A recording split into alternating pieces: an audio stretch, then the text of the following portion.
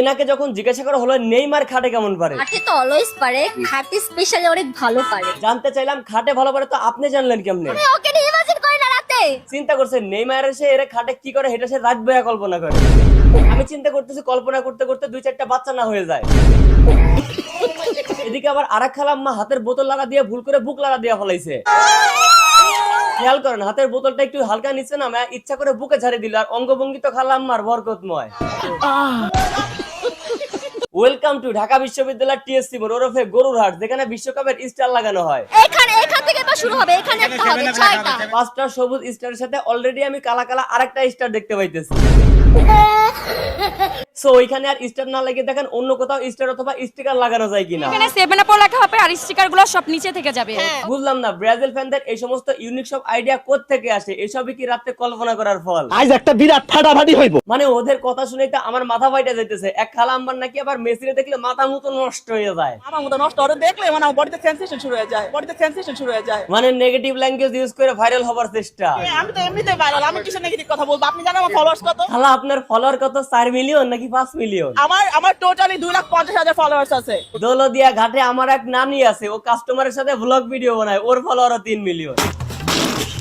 Social media এখন খুললে TSC মোড়ে শোনা যাইতেছে।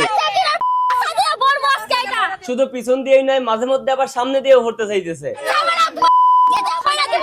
আবার দেখা যাইতেছে মেসিরে হার্বাল খাবার পরামর্শ দিতেছে। মেসি তো কিছুই পারে না, ঠিক আছে, এত বুড়া হয়ে গেছে। এইদিকে আবার নেইমার নাকি খাটে মাঠে সবখানেই ভালো পারে। নেইমারের এই পারফরম্যান্সের জন্য এই আপু নাকি নেইমারকে নিয়ে সোজা রুমে চলে যেতে চায়। আমি ওকে সোজা রুমে নিয়ে যাব। এখন আমি আসলে ওয়ার্ল্ড কাপের ইন্টারভিউ দেখতেছি নাকি জনি সিনসের সিনেমার স্টোরি গল্প শুনতেছি, এইটাই তো বুঝতে পারতেছি না। এবার খাটকা পাইতে পারে ভালো।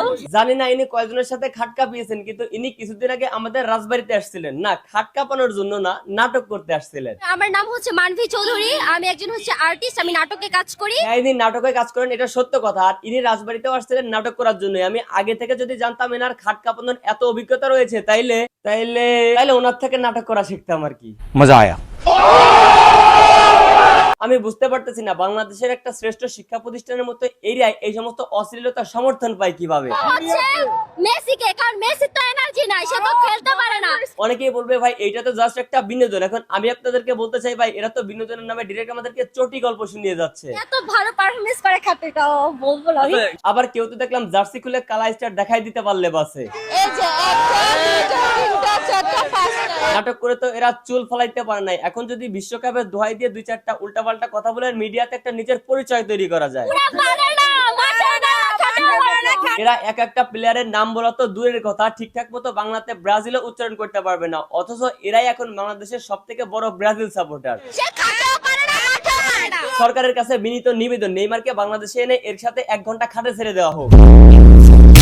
নেইমারের খাটের পারফরম্যান্স তো আমরা জানি, এবার দেখার পালায় ইনি নেইমারের সাথে খাটে কয় ঘন্টা টিকতে পারে।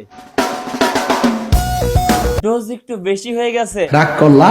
ব্রাজিলের মানসম্মত একদম খেয়ে দিছে, তোমাদের তো এর জন্য লজ্জা পাওয়া উচিত। তো আজকে লজ্জা পর্যন্তই, দেখা হবে নেক্সট ভিডিওতে। ভিডিও কেমন লাগলো কমেন্ট করো, ভালো লাগলে লাইক করো, পেজ হলো ফলো করো, ইউটিউব অবশ্যই সাবস্ক্রাইব করো।